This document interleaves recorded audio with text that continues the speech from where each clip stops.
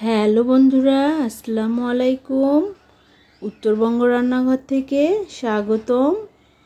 আশা করি আপনারা খুব ভালো আছেন, আমিও খুব ভালো আছি। আমি আজকে লাউ দিয়ে গরুর মাংস রান্নার একটি রেসিপি শেয়ার করব আপনাদের সঙ্গে।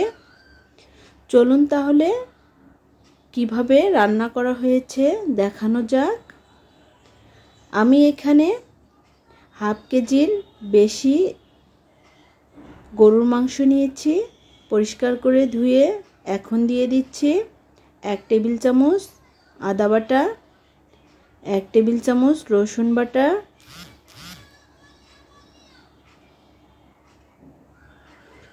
1 চামচ হলুদের গুঁড়ো, 1 চামচ শুকনো মরিচের গুঁড়ো, 1 চামচ জিরার গুঁড়ো, 1 চামচ ধনিয়া গুঁড়ো, আর দিয়ে দিচ্ছি স্বাদ মতো লবণ। এখানে আমি 1 চামচ লবণ দিয়ে দিয়েছি। এখন দিয়ে দিচ্ছি 2 টেবিল চামচ সয়াবিন তেল। এখন সবগুলো উপকরণ খুব ভালো করে মেখে নিব।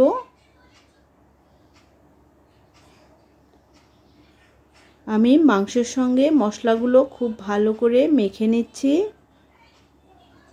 এখন আমি 20 মিনিটের জন্য রেস্টে রেখে দিব। এখন আমি লাউটা কেটে নিব। দেখুন বন্ধুরা, আমি লাউটা কেটে নিচ্ছি।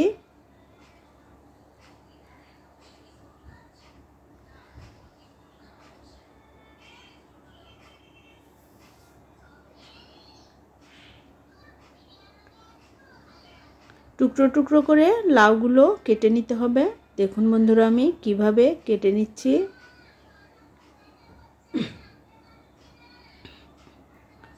সবগুলো লাউ আমি এভাবে কেটে নিব।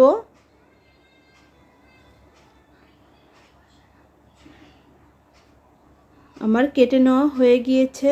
এখন আমি চুলায় একটি ফ্রাই প্যান বসিয়ে দিয়েছি।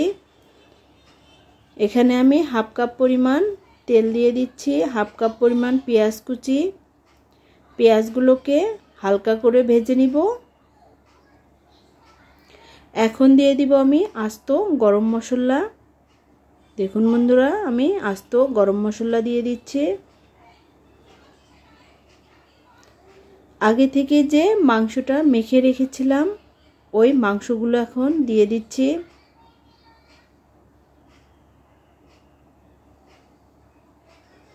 এখন ভালো করে উল্টে পাল্টে নেড়ে চেড়ে দিব। ঢাকনা দিয়ে ঢাকা দিব আমি 10 মিনিটের জন্য। দেখুন বন্ধুরা, আমি ভালো করে নেড়ে চেড়ে ঢাকনা দিয়ে ঢাকা দিয়ে দিচ্ছি।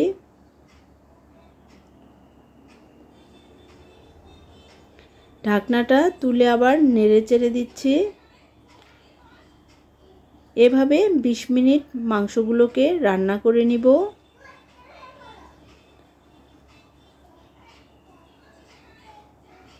এখন আমি লাউগুলো যে কেটে রেখেছিলাম ওই লাউগুলো দিয়ে দিচ্ছি।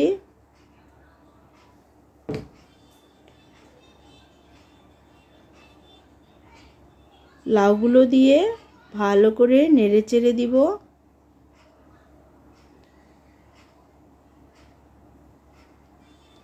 এখন আমি ঢাকনা দিয়ে ঢাকা দিয়ে দিব 10 মিনিটের জন্য। 10 মিনিট পর ফিরে আসলাম। দেখুন বন্ধুরা, অনেকটাই কমে গিয়েছে আর লাউ থেকেও পানি বের হতে শুরু করেছে। এভাবে লাউগুলোকে কষিয়ে নিব মাংসের সঙ্গে। আবারও আমি ঢাকনা দিয়ে ঢাকা দিয়ে দিচ্ছি। লাউগুলো কষিয়ে নেওয়া হয়ে গিয়েছে। এ পর্যায়ে আমি পানি দিয়ে দিব। এখানে খুব বেশি পানি দিব না, 1 কাপ পরিমাণ পানি দিয়ে দিব। আমি এখানে 1 কাপ পানি দিয়ে দিচ্ছি।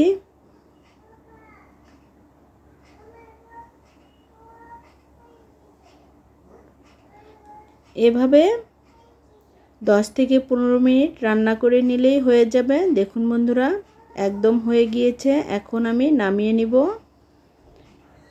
আমি একটি বাটিতে নামিয়ে নিয়েছি। কত সহজভাবেই এই রান্না হয়ে গেল।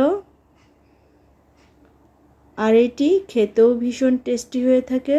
আপনারা বাসায় একবার হলেও ট্রাই করবেন এভাবে রান্না করে খাওয়ার জন্য। ভিডিওটি যদি ভালো লাগে তাহলে অবশ্যই লাইক, কমেন্ট, শেয়ার করবেন এবং সাবস্ক্রাইব করতে ভুলবেন না। এরকম নতুন নতুন ভিডিও পেতে অবশ্যই চ্যানেলটি সাবস্ক্রাইব করে রাখবেন। আর ভিডিওটি ভালো লাগলে অবশ্যই লাইক, কমেন্ট করবেন। ধন্যবাদ সকলকে।